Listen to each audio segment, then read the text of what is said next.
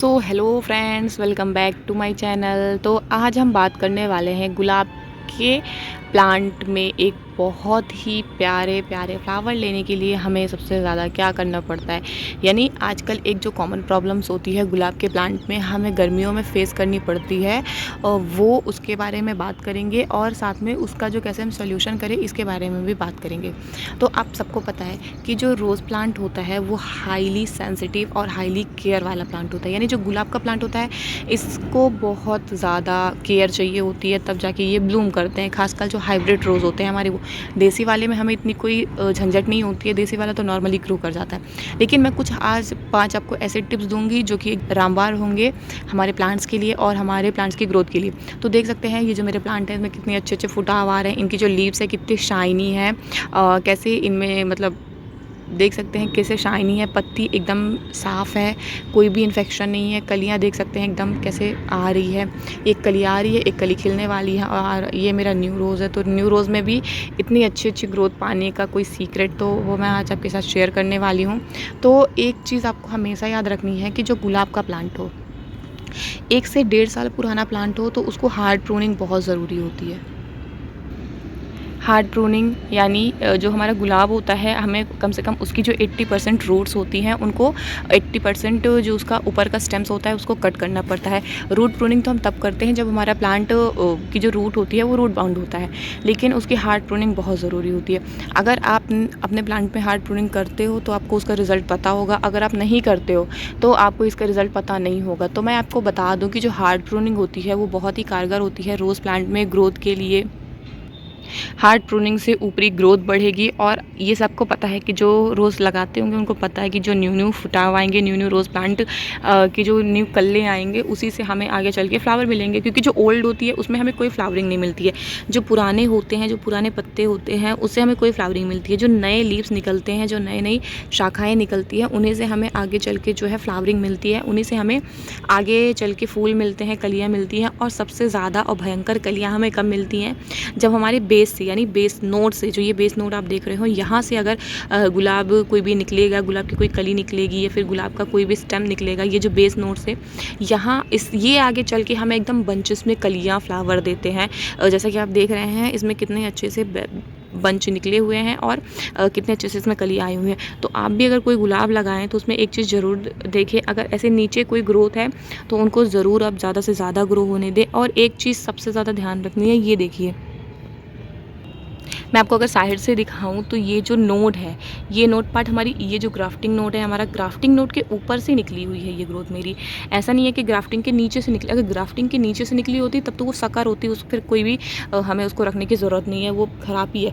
लेकिन ये जो ग्रोथ हो रही है ये मेरी ग्राफ्टिंग नोड के ऊपर से हो रही है, तो ग्राफ्टिंग नोड से ऊपर हो रही है तो इसका मतलब ये सेफ़ है हमारे प्लांट्स के लिए और ये बहुत ही आगे चल के बहुत जल्दी ग्रो होगी। अब हमें सेकंड चीज़ क्या करनी है कि इसकी हमें पिंचिंग करते रहना है। यानी जब भी फ्लावर हमारे ख़त्म हो, रोज़ प्लांट का जब भी जो भी फ्लावरिंग टाइम हो, जो भी स्टेज हो, जब वो ख़त्म हो तो उसमें पिंचिंग आपको बहुत ज़रूरी होती है। आप जितनी ही अच्छे से पिंचिंग करोगे, जितना ज़्यादा इसमें आप नई नई ग्रोथ चाहते हो, जितना ज़्यादा आप ग्रोथ चाहते हो तो आपको पिंचिंग करनी पड़ेगी। जब भी फ्लावर हो जाए, प्लांट में फ्लावर ख़त्म हो जाए, तो उसकी जो डेड ब्रांचेस होती हैं, यानी ये जो फ्लावर कर लेगा, फ्लावर ख़त्म हो जाएगा। जैसे ये फ्लावर आ गया मेरा, और ये फ्लावर जब अभी तो खिलेगा, अभी खिला नहीं है, जब फ्लावर खिल जाएगा, खिलने के बाद मैं क्या करूँगी, इसको यहाँ से 3 एक नोड पार्ट छोड़ के यहाँ से हम इसको कट कर देंगे। यहाँ से कट करेंगे तो इसमें हमें क्या फ़ायदा होगा कि जो नीचे वाली नोड्स हैं इसकी जो एनर्जी है वो सेफ़ हो जाएगी प्लांट्स की, और जो नीचे वाली हमारा ग्रोथ है वो एक्टिव हो जाएगी, जिससे कि ज़्यादा से ज़्यादा हमें ग्रोथ देखने को मिलती है। एक और चीज़, रोज़ प्लांट में जब भी हम कट करते हैं, यानी जब रोज़ प्लांट को हम कट करते हैं तो कुछ हमें ऐसा ब्लैक ब्लैक सा दिख जाता है जिसको डाई बैक बोलते हैं। ये तो नॉर्मल है क्योंकि हम इसको अगर शेव कर देंगे तो ये ठीक है, लेकिन अगर आप में ये ज़्यादा ही बढ़ रहा है तो फिर आपको इसमें दिक्कत की बात है। फिर आपको इसमें क्या करना पड़ेगा, फंगिसाइड। जब भी आप कट करें उसके बाद आप इसको फंगिसाइड लगा दें। फंगिसाइड नहीं है तो आप इसमें हल्दी पाउडर लगा दें। हल्दी पाउडर भी नहीं है तो आप आपके पास मोमबत्ती होगी, मोमबत्ती से आप इसको लॉक कर दीजिए। लॉक ज़रूर कर दिया करिएगा, लॉक नहीं करेंगे तो क्या करेगा, ये यहाँ से पूरी जो ब्रांच है हमारी काली होने लगेगी, डाई बैक लग जाएगा और धीरे धीरे करते करते पूरा प्लांट हमारा ख़राब हो जाएगा। तो ये चीज़ भी ध्यान रखने वाली चीज़ें होती हैं, छोटी छोटी चीज़ें होती हैं लेकिन बहुत यूज़फुल होती हैं हमारे रोज़ प्लांट में। तो एक चीज़ आप देख सकते हैं, ये न्यू न्यू कर ले आ रहे हैं। और एक चीज़ आपने हमेशा नोटिस किया होगा कि जो रोज़ प्लांट होते हैं उनमें जब हम नर्सरी से लेके आते हैं तो उनमें बहुत अच्छी फ्लावरिंग होती है और बहुत बड़े बड़े साइज़ की फ्लावरिंग होती है, लेकिन आगे चल के जब हम अपने घर में इसको लगाते हैं तो उसकी फ्लावरिंग क्यों स्टॉप हो जाती है। बहुत से लोग कहते हैं कि बस आपको मार्केट की ही खाद देनी है तभी इसमें बहुत अच्छी ग्रोथ होगी, लेकिन ऐसा नहीं है कि मार्केट की खाद से ही बस अच्छी ग्रोथ मिल सकती है आपको। आप घर में ऑर्गेनिक चीज़ें भी देकर इनकी ग्रोथ है बहुत अच्छे से इम्प्रूव कर सकते हो। गर्मी में एक सबसे कॉमन चीज़ होती है, कॉमन प्रॉब्लम क्या होती है रोज़ प्लांट में, कि रोज़ प्लांट जो होता है बहुत जल्दी जल जाता है, मर जाता है। तो एक इसका मैं आपको सोल्यूशन बता दूं कि देखिए जो रोज़ प्लांट होता है ना, इसको 6 से 7 घंटे की धूप बहुत पसंद है, लेकिन ये धूप होनी कब की चाहिए, या तो बरसात की होनी चाहिए या फिर ठंड की होनी चाहिए। गर्मी की अगर आप 6 से 7 घंटे की धूप दोगे उतना वो गेन भी कर लेगा, ठीक। लेकिन अगर आप पूरे टाइम की धूप में रख दोगे गर्मी में तो ये एकदम ख़राब हो जाएगा, मर जाएगा, डेड हो जाएगा, बिल्कुल नहीं चलेगा आपका जो प्लांट है। तो आपको क्या करना है कि गर्मी में आपको इसको ऐसी जगह रखना है जहाँ बस इसको 2 से 3 घंटे की, अगर आप चाहो तो सुबह से 6 बजे से लेके 9-10 बजे 10 बजे तक की धूप इसको दीजिए। इसके बाद इसमें शेड आ जाना चाहिए। और अगर आप शेड नहीं ला पा रहे हो अपने रोज़ प्लांट में तो एक सबसे नॉर्मल चीज़ जो है वो है कि जो रोज़ प्लांट है उसको आप नेट के नीचे रख दीजिए, यानी ऐसी जगह रख दीजिए जहाँ पे इसको प्रॉपर धूप ना मिले, यानी छन की धूप मिले। छन की धूप मिलेगी तो पूरे दिन की धूप मिलेगी, कोई दिक्कत नहीं है, रोज़ प्लांट हमारा बहुत ही अच्छे से बहुत ही चिल पे ग्रो करेगा। तो ये चीज़ें ध्यान रखनी है कि हमेशा इसको नेट पे ही रखना है, नॉर्मल नहीं रखना है। एक चीज़ मैं आपको दिखा दूँ कि गर्मी के टाइम पे सबसे कॉमन प्रॉब्लम्स जो होती हैं हमें अपने रोज़ प्लांट में देखने को मिलती हैं, वो होती हैं डाई बैक की, या फिर वो होती है एफिड्स की, माइट्स की, वाइट पफ की। ये देखिए आप मेरी ये पत्ती देखिए, मैं आपको इसको तोड़ के दिखाती हूँ। ये आप पत्ती देख सकते हैं, अगर आपको कैमरे में क्लियर दिख रहा होगा तो ऐसे छोटे छोटे से कैसे वाइट से हो गए हैं, और इसके अंदर ये ब्लैक सा कुछ स्पॉट्स दिख रहे हैं। तो ये जो है हमारे रोज़ प्लांट की बीमारी है, रोज़ प्लांट ग्रोथ इसी से रोक देता है आगे चल के। यानी ये जो छोटे छोटे कीड़े होते हैं ये माइट्स हैं, जो कि नॉर्मल हम आपको कैमरे में नहीं दिख रहे होंगे लेकिन मुझे दिख रहे हैं छोटे छोटे से माइट्स, और ये जो वाइट से हैं ये उनके अंडे हैं। और अगर ये हमारे प्लांट्स में लग गए तो ये हमारे पूरे के पूरे प्लांट्स को ख़राब कर देते हैं। पूरे प्लांट्स की जो कली होती हैं उनको खा जाते हैं, इनकी जो ग्रोथ होती है उसको स्टॉप कर देते हैं। आगे तो हमारा प्लांट आपको हेल्दी दिखेगा, देख सकते हैं आगे से जो इनकी लीव्स है वो हेल्दी हैं, कोई देख के कहेगा ही नहीं कि इसमें किसी भी चीज़ की डिसीज़ का प्रॉब्लम है। लेकिन पीछे से आप देखोगे तो आपको लगेगा ना भर भर के डिसीज़ लगी हुई हैं। और ये मेरी किसी एक पत्ती के साथ, मेरी बहुत पत्तियों के साथ हुआ है, ये देखिए, ये देख सकते हैं।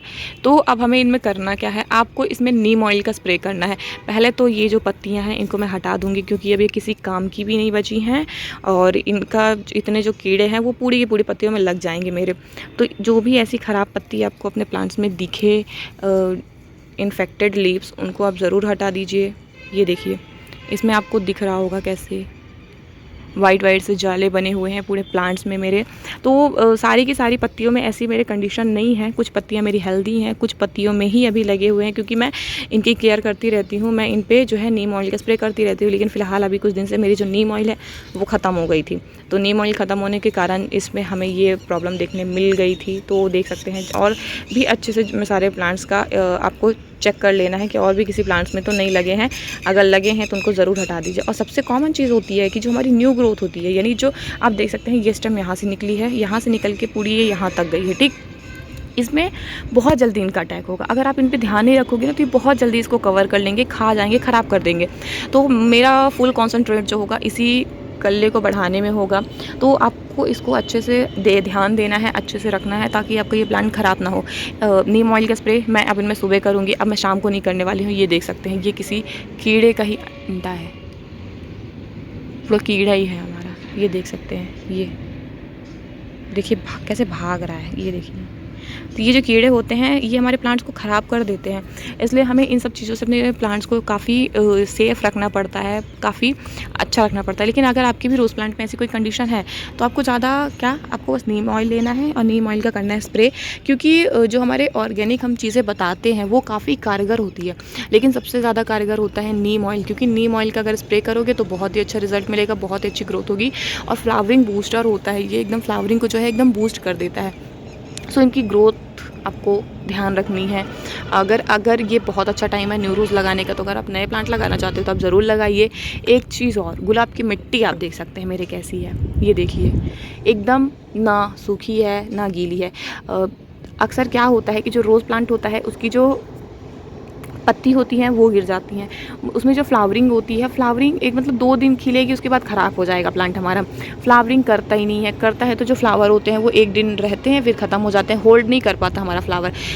जो प्लांट होता है वो फ्लावर्स को होल्ड नहीं कर पाता। क्यों नहीं कर पाता होल्ड? क्योंकि उसमें न्यूट्रिशंस की कमी है नहीं, उसमें हमने पूरा केयर दिया है, सब किया है। लेकिन एक चीज़ गर्मी में सबसे ज़्यादा इंपॉर्टेंट होती है, वो होती है पानी का मैनेजमेंट, यानी जो वाटर मैनेजमेंट होता है वो बहुत ज़्यादा इंपॉर्टेंट होता है। जो हमारी मिट्टी होती है, मिट्टी कैसी है, कैसी आपने रखी है, ये चीज़ इंपॉर्टेंट होती है। लेकिन सबसे ज़्यादा इंपॉर्टेंट होता है मिट्टी में मॉइस्चर कितना है। देख सकते हैं मिट्टी में मेरी मतलब आपको नमी दिख रही होगी, पूरी मिट्टी में मेरी नमी है अच्छे से, क्योंकि मैं डेली शावरिंग इस टाइम पे वाटरिंग करती हूँ। प्लांट में शावरिंग तो करती ही हूँ, क्योंकि जो ये न्यू ग्रोथ होती हैं अगर शावरिंग नहीं करेंगे, अभी तो ये मेरे पूरे दिन की धूप में रखा है, आप देख सकते हैं। अभी शाम के 6 बजने वाले हैं, तब भी इसमें जो है अभी धूप लग रही है, यानी इधर से धूप आती है पूरी, अभी भी इसमें धूप लग रही है। मेरे प्लांट्स में, सारे के सारे प्लांट्स में मेरे अभी भी धूप लग रही है।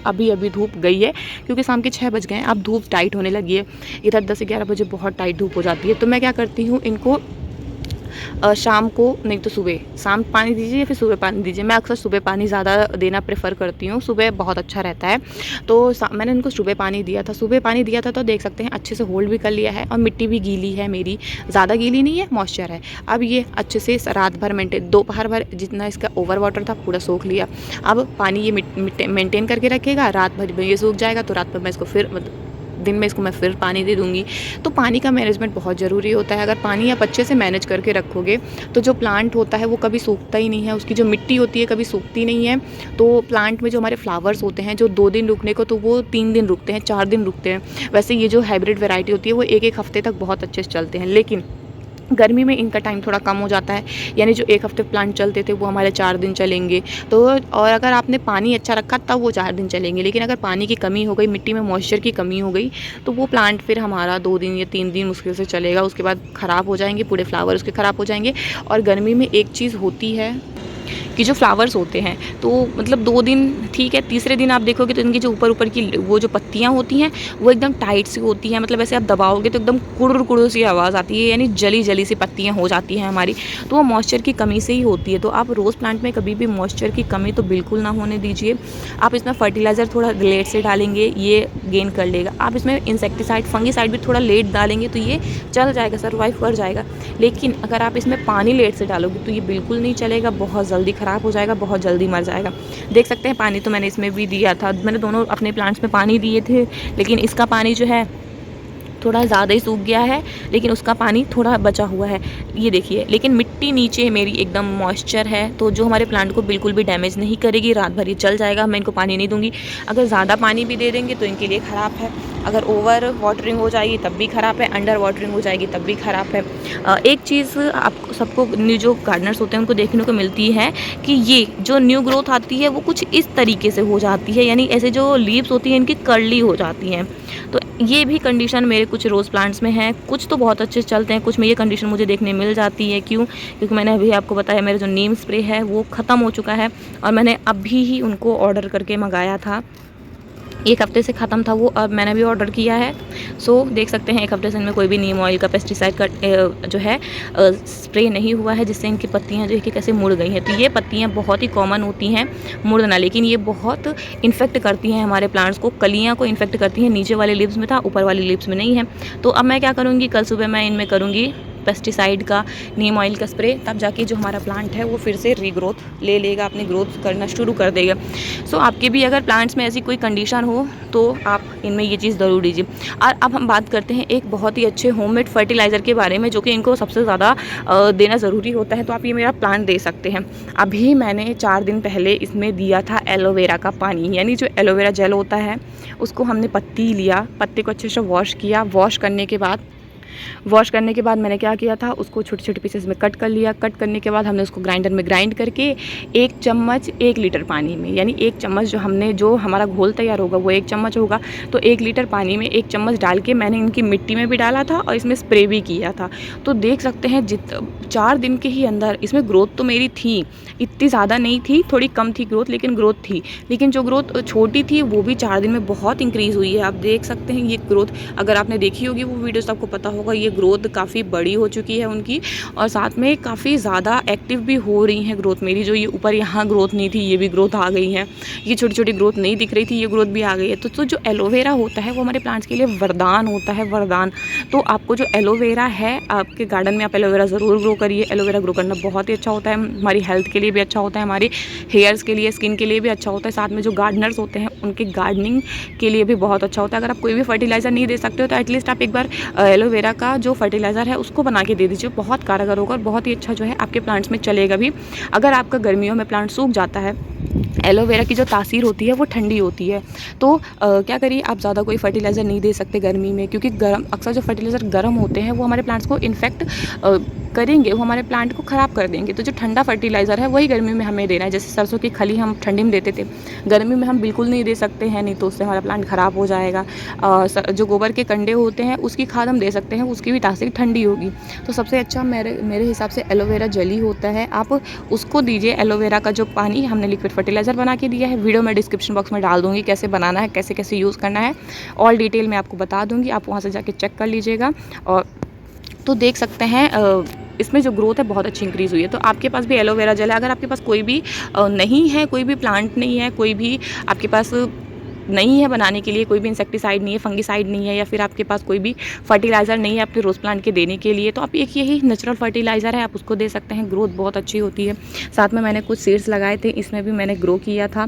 तो देख सकते हैं ये मैंने यहाँ पे प्लास्टा के प्लांट्स लगाए हैं। उस दिन सीड्स में दिख नहीं रहे थे, आज 3-4 दिन में ही सीड्स जो है कितने अच्छे से हेल्दीली डेवलप हो गए हैं, क्योंकि वो जो मैंने पानी दिया था उस सीड्स में भी बहुत अच्छे से ग्रो करता है। साथ में ये जो देखिए मेरी सीडलिंग्स है, ये भी काफ़ी मतलब उस टाइम पे थी, अच्छी थी, लेकिन अब इन्होंने कुछ ज़्यादा ही ग्रोथ ले ली है। देख सकते हैं कितना अच्छा ग्रोथ ले लिया है इन लोगों ने। तो जो इनकी सीडलिंग्स होती हैं वो भी बहुत कारगर होती हैं, मतलब बहुत सीडलिंग्स के लिए भी बहुत अच्छा होता है, रोज़ प्लांट के लिए तो अच्छा होता ही है। तो अगर आप चाहते हो कि आपका रोज़ गर्मियों में एकदम भर भर के फ्लावरिंग करे, भर भर के फ्रूटिंग, भर भर के इसमें कलियाँ आए, प्लांट हमारा ख़राब ना हो, ना जले, छोटी छोटी टिप्स फॉलो करिएगा। धूप का ध्यान रखिएगा, पानी का ध्यान रखिएगा, पिंचिंग सही टाइम पे करिएगा। हार्ड प्रूनिंग भी आप अब गर्मी में नहीं करनी है आपको अपने प्लांट्स की, लेकिन जैसे ही हमारा ये सीज़न चला जाएगा वैसे आपको हार्ड प्रूनिंग कर देनी है अपने प्लांट्स की। अगर आपने की होगी तो ग्रोथ अभी तक स्टार्ट हो गई होंगी उनमें। और जो रोज़ प्लांट है उनमें एलोवेरा का फर्टिलाइज़र ज़रूर बना के दीजिए। जो पत्तियाँ होंगी अगर वो इन्फेक्टेड होंगी तो उनमें आपको क्या करना है, नीम ऑयल का स्प्रे करना है, नहीं तो प्लांट हमारा ख़राब हो जाएगा। तो ये छोटी छोटी चीज़ें हैं लेकिन बहुत ज़रूरी होती है प्लांट्स के लिए। सो मुझे आशा करती हूँ आपको वीडियो अच्छी लगी होगी। अगर वीडियो अच्छी लगी हो तो वीडियो को लाइक करिएगा, चैनल को भी सब्सक्राइब कर लीजिएगा, क्योंकि ऐसे ही इन्फॉर्मेटिव वीडियोस मैं आपको लेके आती रहती हूँ। और वीडियो कैसी लगी मुझे ज़रूर बताइएगा कमेंट बॉक्स में बता के। तब तक के लिए happy gardening, bye bye, take care.